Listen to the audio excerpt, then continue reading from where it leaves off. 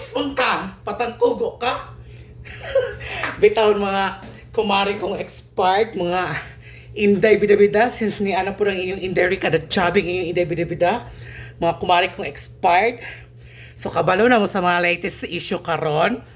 Oh, wala pa. Sultian ta mong si pinaka-trending karon ug pinaka-patok sa banga nga issue karong adlaw. So ang pangutana karon kinsa naman joy scammer? Ang organizer or ang kanang mga magpahimong mga wedding mga kuan sana kanang kaslunon.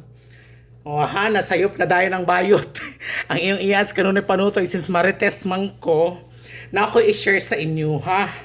Kay kini siya nga issue, dito ni siya na ning buto sa kuan Cagayan de Oro sa Barangay 35 sa Paramount Hotel. O shout outs taga Paramount Hotel sa bana. Wa ko kabalo unsay pangalan. since bida-bida ang inyong iyan sa kanunay panutoy, mo na siyang checka mga day. Oh, sultihan ta mo.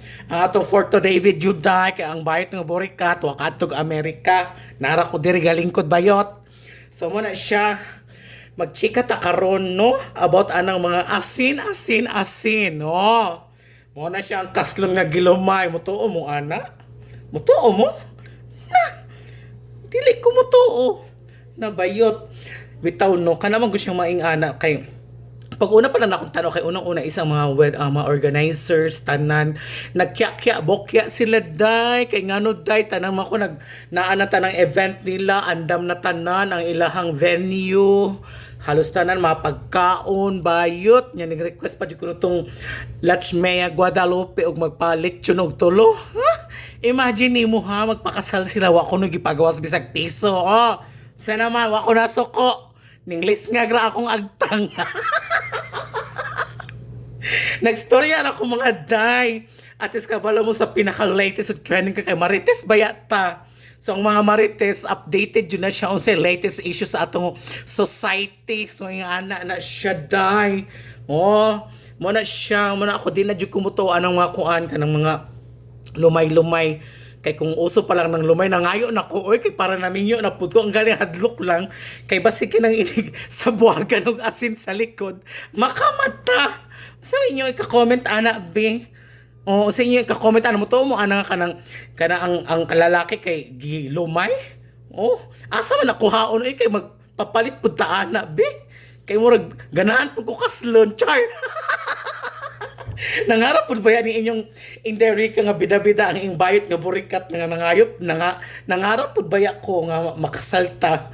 Pero dili pud ko ganang ana oy nga mang scam kog tao. Bahala ka dira. Kada siya kadramahan na nila sa Japan third floor kay para at least magpakuan ko siya ang ending wala man ning kuan ilang pagka-scammer so mo na kuan na siya mapriso ka. Agoy oh. Tanawa naana sila preso noon sila karon tanggong sila sa kanang presuhan kay nga tanang kuan dagan kay silang gi kontak boss sakit ta kung kuan man gani dili nang ta magpaloma-loma mga bayot. Oh.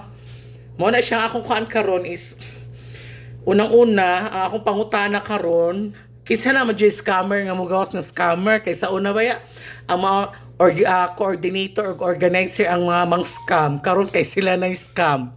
Nya ang asin pod unsa man kung ako'y kaslo ning ana, magayuman ako. Hoy, kinahanglan ipabanjo na ako ang asin. So kamo sa man inyong ikachika ana nga bagong trending karon nga pasok sa banga nga mao pa di pagbutuan nga issue dito sa Cagayan de Oro sa Barangay 35. So kayo mga kaseswang, mga kasisi ko, mga idol kong minamahal unsa may inyo ika-comment ani. So comment na sa comment section. Bye.